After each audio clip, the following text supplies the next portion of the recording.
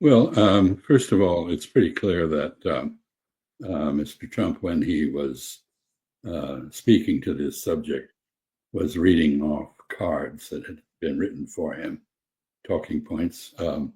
The widespread suspicion is that those were written by Jared Kushner, his son-in-law, who's always had his eye on real estate development in Gaza, and who basically constructed the Abraham Accords, the so-called Abraham Accords, between UAE, Bahrain, and Israel, with Morocco and Sudan also somewhat less involved, precisely in order to sideline the Palestinian issue, take it off the table, and proceed to make Israel acceptable in its region without dealing with the Palestinian issue in the only way that can address that issue, which is self-determination.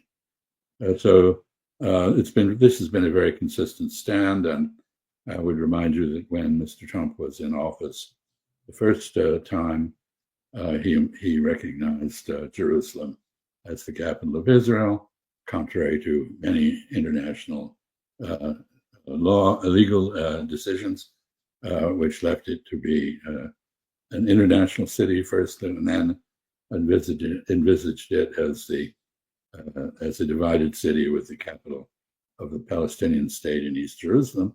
He recognized the annexation of the Golan Heights. He moved the U.S. Embassy to Jerusalem.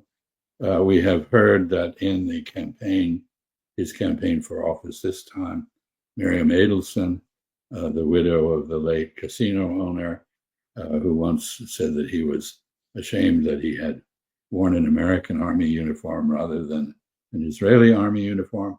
Very clear that he had no divided loyalty. He was loyal to Israel rather than the United States. She gave him apparently $100 million in return for a pledge to permit the annexation of the West Bank by Israel and the ethnic cleansing everywhere. So I agree with you. There are these two ways of speaking or speculating about what Mr. Trump is up to, but I don't have any doubt at all that he's just he's just trying to help Mr. Netanyahu complete the ethnic cleansing of Palestine that the Zionist movement has always wanted to carry out. And in the case of Gaza, well, he made two comments. One was with regard to Gaza, that once it was emptied, it would be redeveloped and turned over to the United States, which I find rather preposterous. But anyway, that's what he said. And the Palestinians would be resettled somewhere nice. And the latest word is that since both Egypt and Jordan, as well as Indonesia, have turned down any resettlement of Palestinians, his people have been looking at Somaliland, Puntland in Somalia, two unrecognized self-declared independent regimes as a place to resettle the Palestinians, or alternatively in Morocco, presumably in return for a huge payment of some sort. But anyway, that's what we know about that.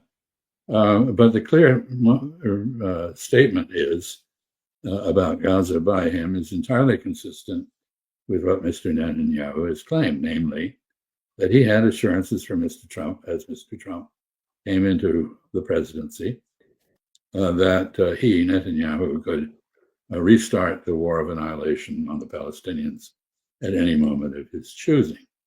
The other thing Mr. Trump said, which was somewhat obscured because of the furor about Gaza, was that he would consider the Israeli annexation of the West Bank, which, quote, some people think is a good idea, unquote, he said, and make a decision in 4 weeks. Well, this goes back to the alleged payment of payoff by Mrs. Adelson for just that. So I don't think there's any doubt whatsoever that all of this is premised on the return of the Israeli armed forces to the war of annihilation. and the extension of that, not just to Gaza, but to the West Bank. Is Donald Trump taking the reactions coming from the Arab states seriously, or does he care about them? It's not even apparent that he's aware of them. He said that he had heard supportive comments from many in the region, but his statement about Gaza was immediately met with the absolute strongest repudiation by the Kingdom of Saudi Arabia that I have ever read. Usually the Saudis are very careful and cautious and a bit mealy-mouthed in their statements. This was absolutely forthright. There will be no normalization with Israel until there is a Palestinian state with its capital in East Jerusalem, which is not in prospect. So this means there's no normalization. Even the UAE, which had joined the Abraham Accords at Cairo, where a contact group met, 6 countries, joined in a denunciation of Mr. Trump's proposal and opposition to it. So what Mr. Trump has done is drive a wedge between the United States and the Gulf Arabs. Of course, one already exists between the United States and Iran. But I think more broadly, the Organization of Islamic Cooperation, all 57 members, including Turkey, which has also denounced this proposal, are now opposed to American activities in the Middle East. So we have lost whatever support we had for, and whatever credibility we had on this issue. We had Russia and China, both of them talking about rejecting what Donald Trump said and saying that there is no solution without having a Palestinian state. Is there any sort of concern on the part of Donald Trump that these two superpowers, let's put it that way, are not agreeing with him on the issue? There's no evidence of that. Of course, China and Russia are reflecting judgments of the United Nations Security Council in repeated resolutions affirming the right of the Palestinians to self-determination, affirming the requirement for Israel to withdraw from the territories it conquered in 1967 and end the occupation. They are also conforming to the judgments of the International Court of Justice and the International Criminal Court. Of course, one of the strangest things or most objectionable aspects of this appearance of Mr. Netanyahu at the White House is that, as someone said, here is a convicted felon receiving a fugitive from justice, someone charged with war crimes. This is a repudiation of international law and order on a level that would have previously been unimaginable. So there's no evidence of any concern on Mr. Trump's part about international opinion at all on any subject. He came into office and immediately raised a series of issues on mostly spurious grounds, charging that the Panama Canal is operated by the Chinese military, which is absolutely not true, and demanding the return of the canal to the United States, which left the canal which ended its joint management of the canal in 1997. He demanded that Denmark, an American ally and member of NATO, turn over Greenland to the United States. Of course, he has withdrawn from the World Health Organization. He has repudiated the Paris Accords on climate change. He has reversed the rather inadequate efforts by the Biden administration to reduce greenhouse gas emissions and otherwise make a contribution to inhibiting or halting climate change. So he's basically in defiance of the United Nations, of international laws and conventions, of international opinion. And here again, I would say, if you look at any vote in the United Nations General Assembly, on the question of Palestinian self-determination, you'll find that even American allies support it, at least rhetorically, even if they don't seem to be willing to do anything effective to promote it. The other argument, the other point that Donald Trump made during his meeting with Netanyahu was the situation with Iran and nuclear agreement between the United States and Iran. The first time he's directly talking about this when we see Netanyahu is sitting next to him. How did you find it? What was the necessity talking about Iran? And well, undoubtedly, were you serious about it? Undoubtedly, Mr. Netanyahu raised the issue with them, and it was the subject. I noted that when he signed his executive order decreeing that the policy of maximum pressure on Iran should be imposed or reimposed, that he said he did so with great reluctance. He also said something very interesting. He said Iran has not built a bomb and doesn't have a bomb program, which is consistent with the judgment of intelligence agencies everywhere, but not consistent with political opinion and the official narrative embraced by the Republican Party and indeed the Congress in general, as well as Israeli politicians.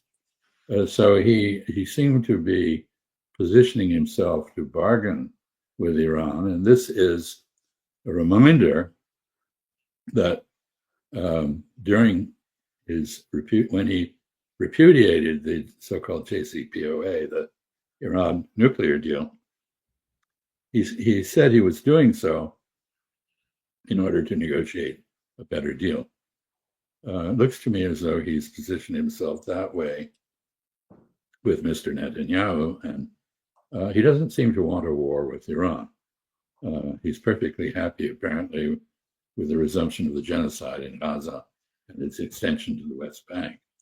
And there, just to return briefly to that subject, I think it was very significant, perhaps, that he thinks there are only 1.7 million Palestinians left to be moved out of Gaza. That suggests that 500,000 have been murdered. Now, you have to be very careful with any statement of fact that Mr. Trump makes, because he is habitually wrong, or actually, in many cases, simply lies. So we don't know whether that reflects a serious judgment or not, but it is suggestive of the much higher numbers of deaths in Gaza that those who have studied Gaza, like the Lancet, the medical journal in Britain, which is a global leader in the field, have concluded. So this is an interesting statement, I think. If Donald Trump wants to talk, to negotiate with Iranian, what's the reason of putting more sanction, more pressure on Iran? We know that the current government in Iran is under some sort of pressure from the right side of the government, and just weakening the position of the current government wouldn't benefit any sort of negotiations between the United States and Iran. Well, we have to start by recognizing that American public opinion, at least in the American media, have taken no notice of the fact that there was a change of leadership in Iran. Mr. Pezeshkian, the prime minister, is not a radical conservative, reactionary. Quite the contrary, he's moderate. He attempted to reach out to the West. They continue to call the regime in Tehran, the government in Tehran, radical, reactionary, Islamist, anti-American, anti-Western, so forth. And of course, they treat Iran that way. So the second point, however, is that Mr. Trump's negotiating style typically is that of a New York gangster. That is, he starts off with a threat to destroy everything. He did this, if you recall, with Kim Jong-un in North Korea, threatening fire and destruction in North Korea.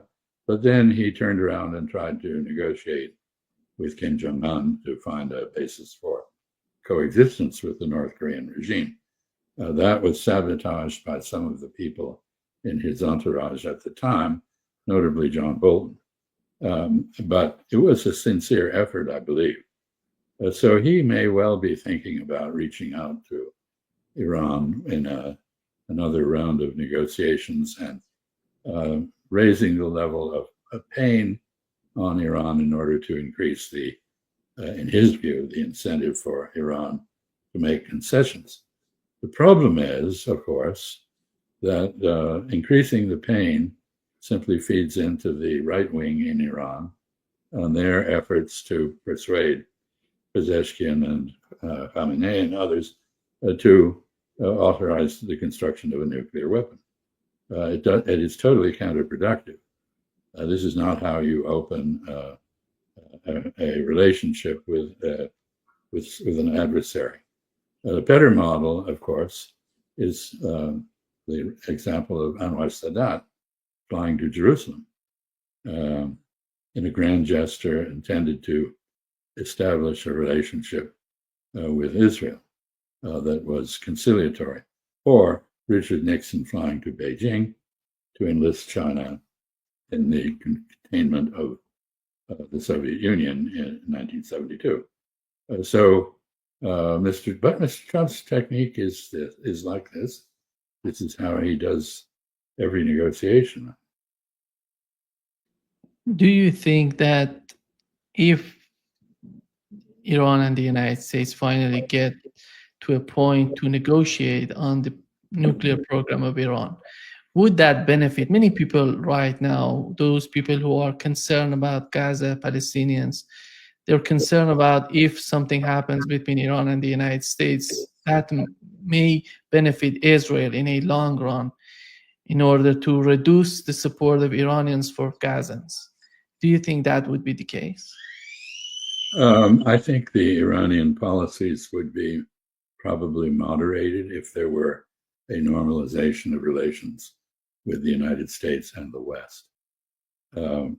Now, when the JCPOA was negotiated, there was no offer of that sort on the table. That is to say, the negotiation was purely about the nuclear program and sanctions relief. And there was no implication that the United States and Iran would do what Saudi Arabia and Iran have subsequently done, namely establish a relatively normal relationship on which they could build cooperation. I think at the moment one has to be pessimistic about the prospects. But you're absolutely right. There's an ironic benefit for Israel in a more peaceful approach to Iran. And we should remember that Israel, for many years, did have a constructive relationship with Iran because they had common enemies in the Arab world. This was evident as late as the 1980s during the Iran-Contra affair, when Israel was supplying weapons to Iran. The old adage that there are permanent interests for countries but no permanent friends or enemies does very much apply in the Middle East. USAID. Everybody's talking about this organization in the United States, and many people are criticizing this organization for far left agenda and the way that Elon Musk is talking about. And what's your understanding of this organization, Ambassador? Well, USAID, first of all, the American public has a completely misguided view of USAID. If you ask the average American, polls show they believe 25% of the US budget is spent helping foreigners, and they think it should be about 10%. But the actual figure is less than 1%. So we are in dollar volume terms, the United States has been the largest donor to many worthy causes: public health, economic development and the like abroad. There's quite a bit of dependence in Africa in particular on a flow of U.S. aid to deal with issues like HIV, AIDS, and various diseases, Marburg, Ebola, others that are very threatening, now Mpox. This is basically the core function of USAID. The justification for this is that developing foreign economies, creating prosperity, improving public health systems, and the like, is to the benefit of the United States because it builds markets for American goods and services. It builds good relations with countries that have a cooperation with the USAID. And of course, it protects the United States and others against the spread of disease, or in the case of Central America, migration, because improving conditions in Central America would greatly reduce the imperative of people to leave it in a desperate attempt to enter the United States. So these are all worthy causes. What the White House did was list 12 apparently ridiculous USAID projects. The Washington Post now reports that 11 of those charges are completely baseless and false. And in fact, some of them date to many years ago. Others were programs run by the Department of State, not by USAID. Basically, this is the right-wing case against USAID, that it's giving away money for foolish or objectionable causes. Of course, this is bound up with the American Rights Campaign against reproductive rights for women, against abortion, and so forth and so on. Actually, the selection of USAID as the first agency to be axed by Elon Musk and his Doge enterprise, about which I'll say something in a minute. This is actually politically very smart because of the fantasy that the American public have about it, the misunderstanding of it, and the negative impression of it generally. It's also, I should say, the case that USAID appropriations, money appropriated to USAID, has been the basis for the ideological intervention of the United States abroad. So money for the National Endowment of Democracy comes through USAID.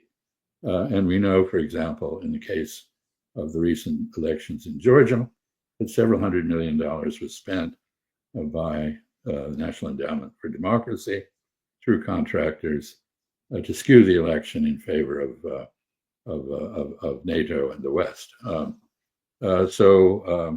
This is objectionable to those on the right who don't think the United States should be involved in this business. And it is these are projects which are dear to the heart of the left in the United States, and therefore attacking them makes political sense to the Republicans. So this is a very complicated question.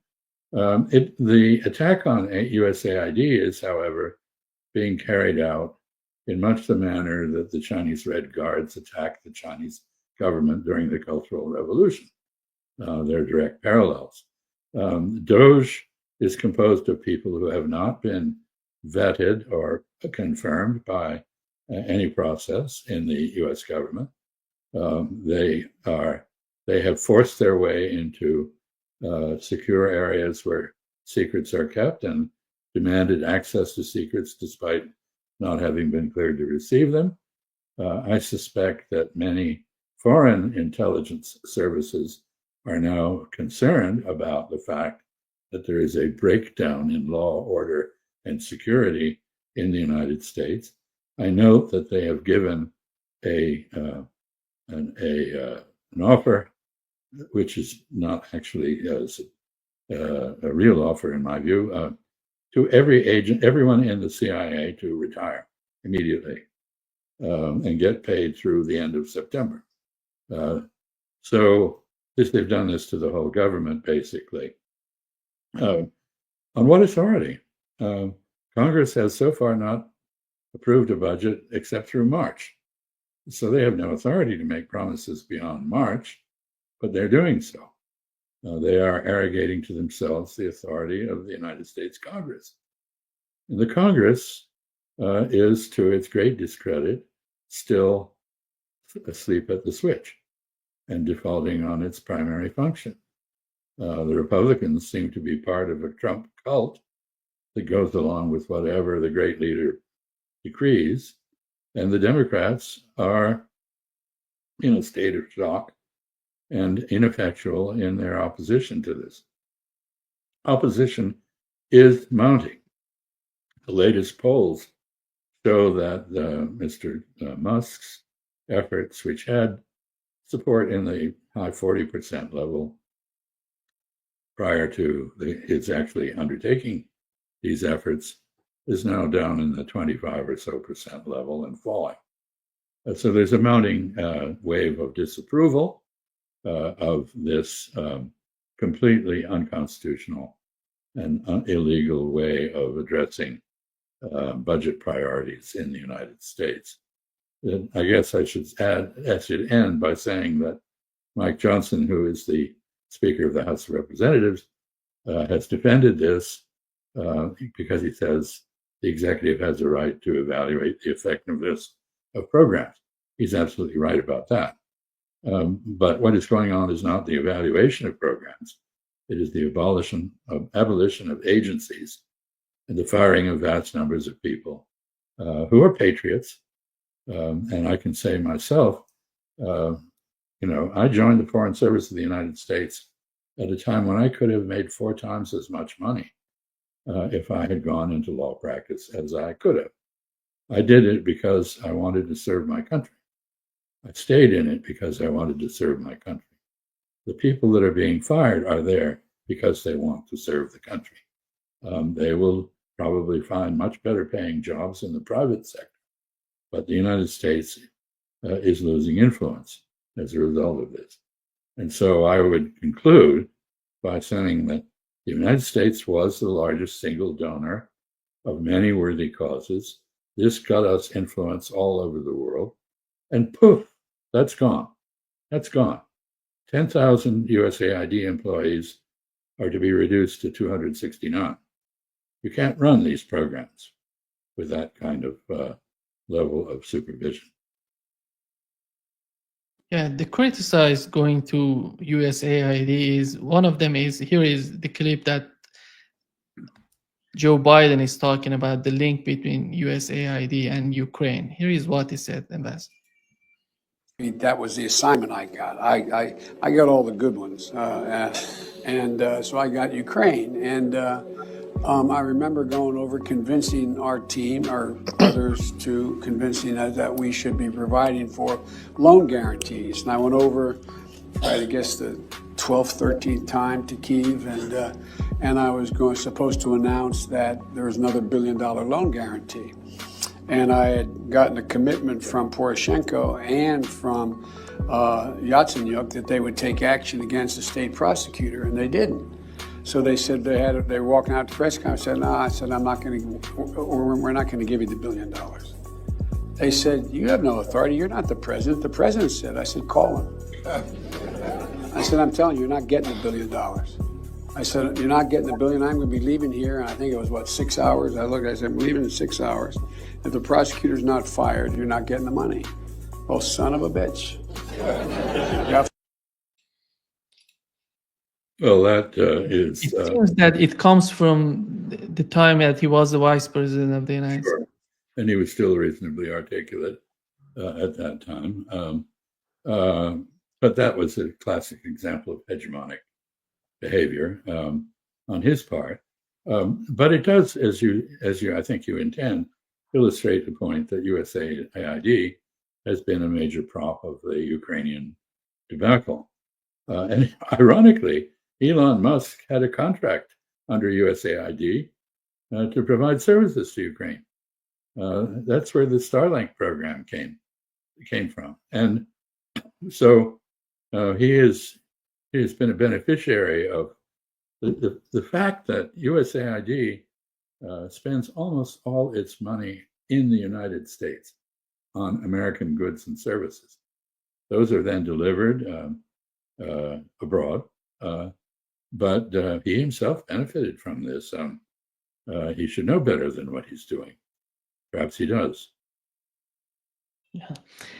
And when you look at the current administration, Donald Trump, do you find it that can we say that he's not interested in continuous war in the Middle East after all? I think the jury is still out on that.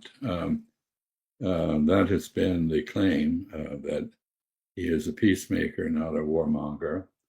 That's his own description of himself. Some of his followers adamantly insist that that is true. But in the case of Israel, he seems to have reauthorized 2,000-pound bombs for Israel, which his Defense Secretary, Mr. Hegseth, said were intended to kill radicals, meaning Hamas, meaning Palestinians, meaning more genocide.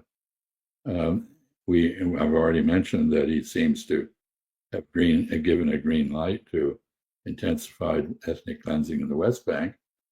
I haven't heard him say anything about about what he's going to do about Syria, where Mr. Shara, who was formerly called al-Jilani, the self-appointed president of Syria,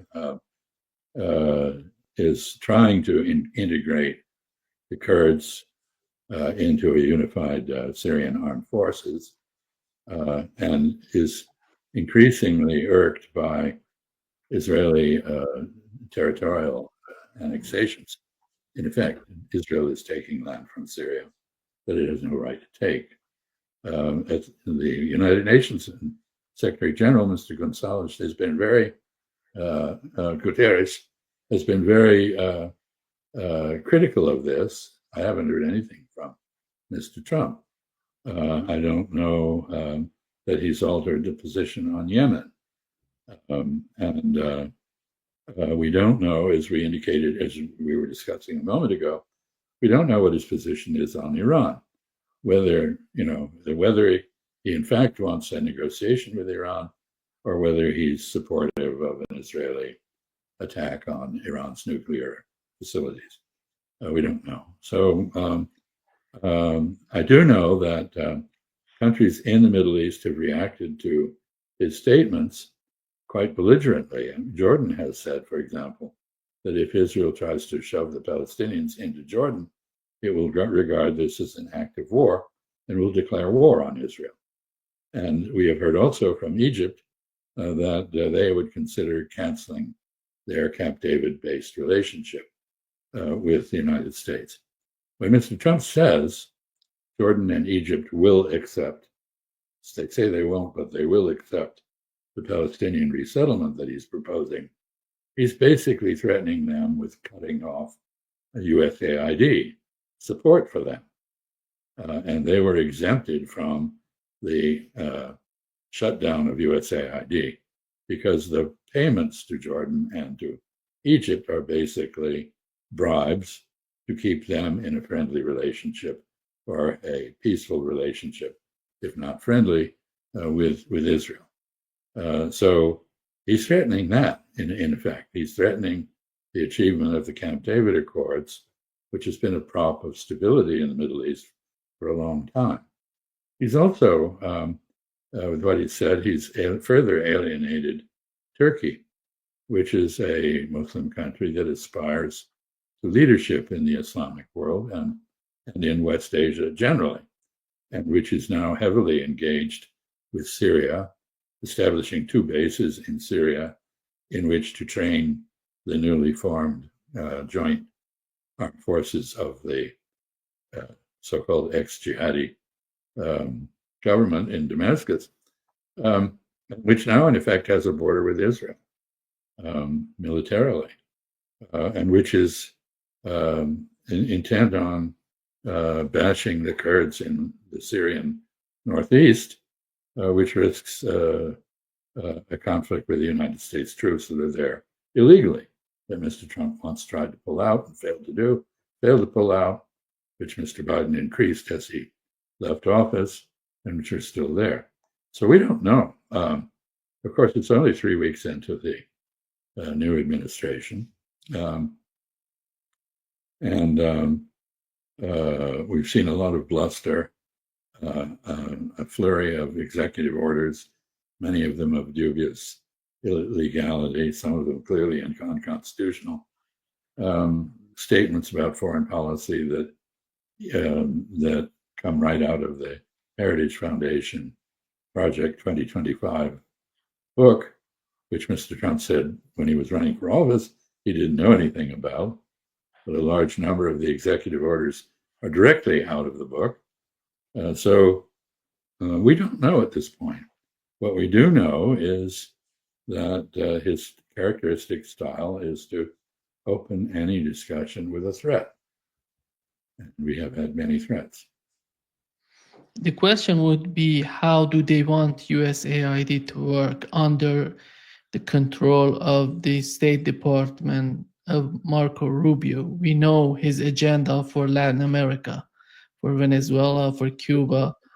Do you think Marco Rubio would use this organization against these two countries?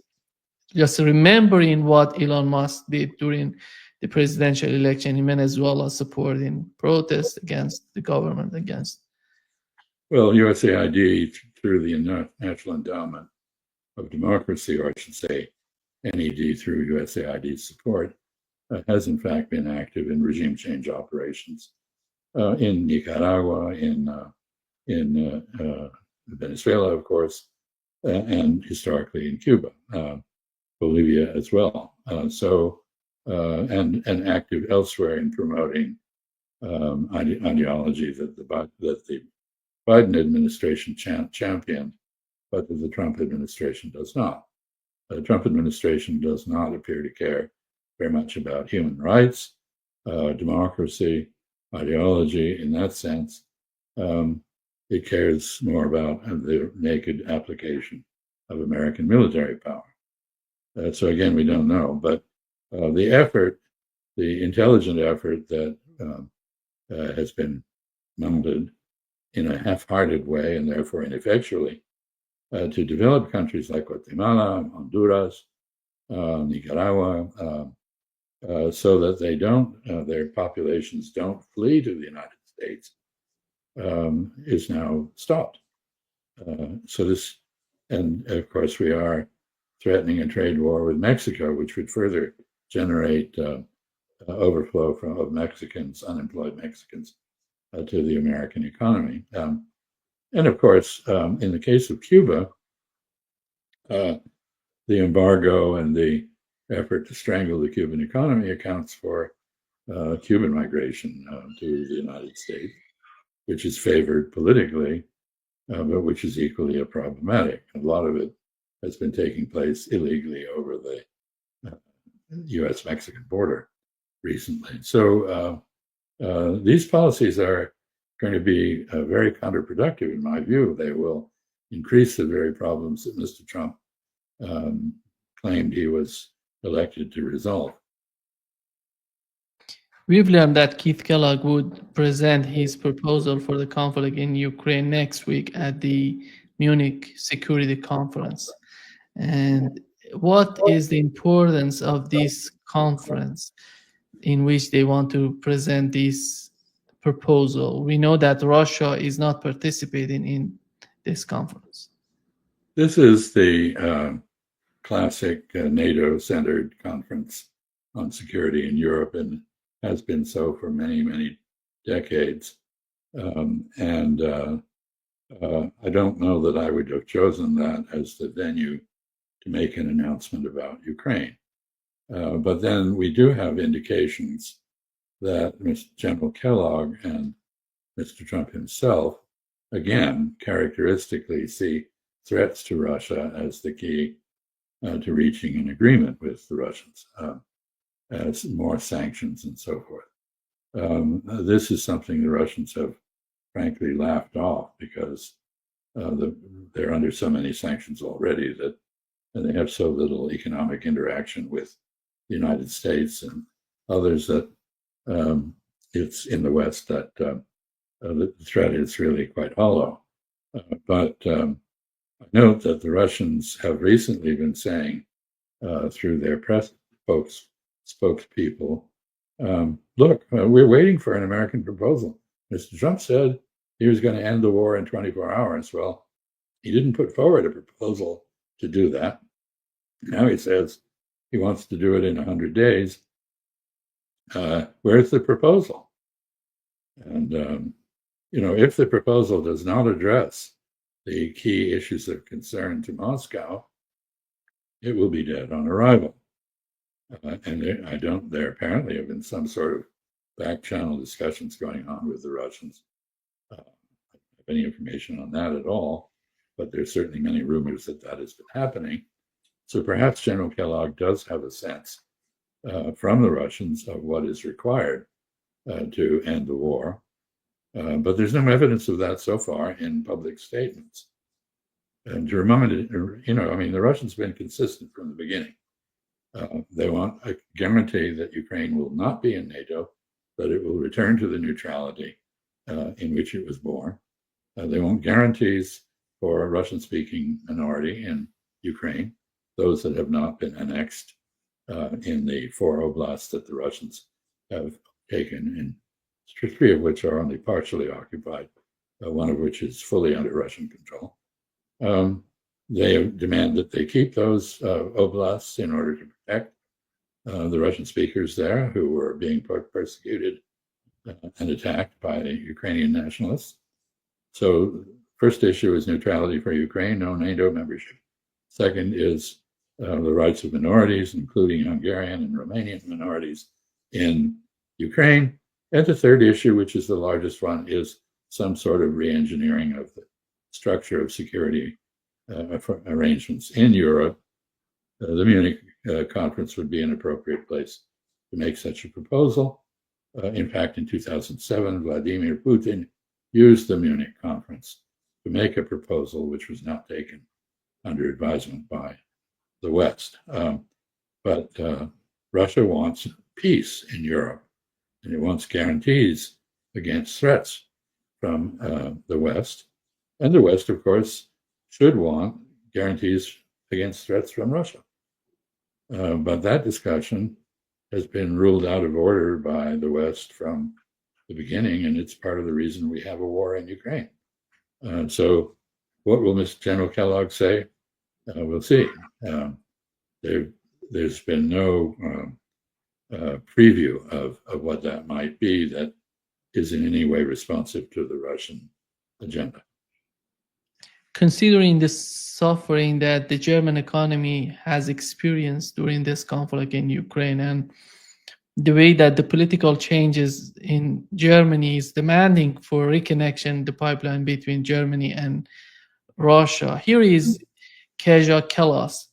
He's a top diplomat and in the European Union. She announced today that Lithuania, Latvia, Estonia will be completely disconnected from Russian energy grid tomorrow.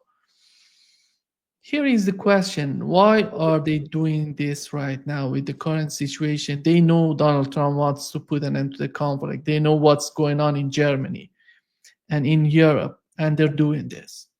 Well, the 3 Baltic states were, of course, illegally annexed by the Soviet Union.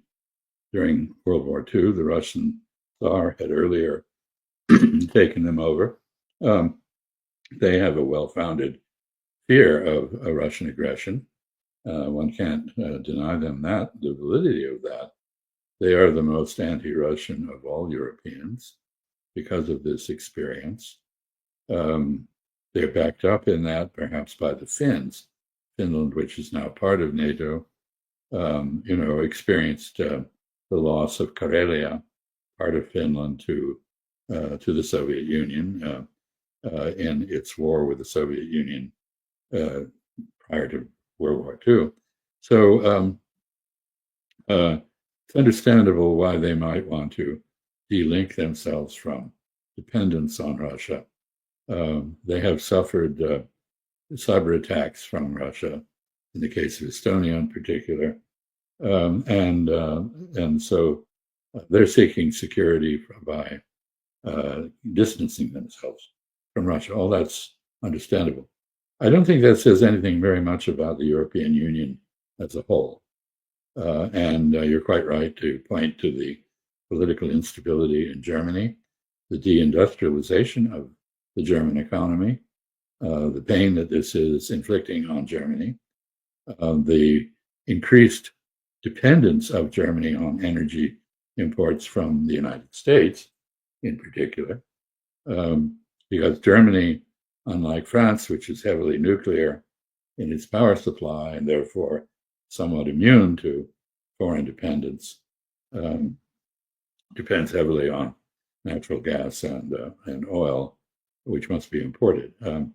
So we have an election coming up in Germany very shortly, and we will see what that produces. It's quite confusing.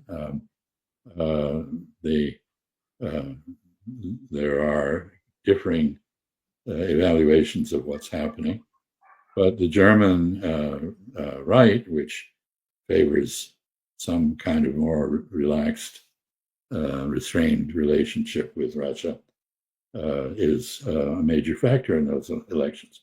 Here, too, I would say it's very interesting.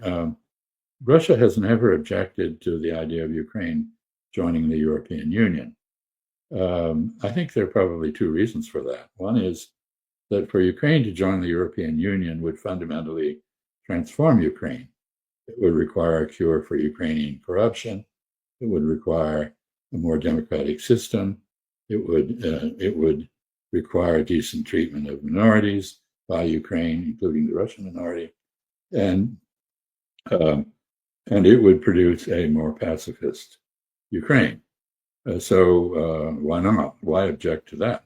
But the second reason is, I think the Russians very realistically judge that there's very little prospect that the European Union, in fact, would welcome Ukraine. The French, in particular, see Ukraine as destroying their agricultural policy, which is always a matter of controversy in French politics. Ukraine has the best agricultural land in Europe, or maybe in Eurasia. And there are other issues. Poland and Ukraine have a historically very strained relationship, having to do with the murder of Poles, massacre of 150,000 Poles by the political predecessors of the current government in Kyiv, Stepan Bandera and company, who were allied with the German Nazis, and who also killed 250,000 Jews. So this is not a history that endears Ukrainians to Poles. And Poland also is harboring a couple of million Ukrainian refugees who probably never are going back to Ukraine. So this is the problem too. So untangling the Ukraine war is going to be very complicated. I hope General Kellogg has a viable proposal for doing that. But I'm sure I'm sure the Russians are going to drive a very, very hard bargain because they have all the leverage. The military situation favors them. There may be a movement or two from time to time by the Ukrainians to question that, but Ukraine is falling back and the Russians are advancing. And if the war goes on, Ukraine will lose still more territory, possibly even Odessa and its entire Black Sea coast, leaving it landlocked and much reduced in territory. As well as, I should say, Ukraine's heavy industry was in the Donetsk eastern part of Ukraine, its best agricultural land is also in the east. And so a Ukraine deprived of these territories, it seems likely now, would be a much impoverished Ukraine. Ukraine's already the poorest country in Europe.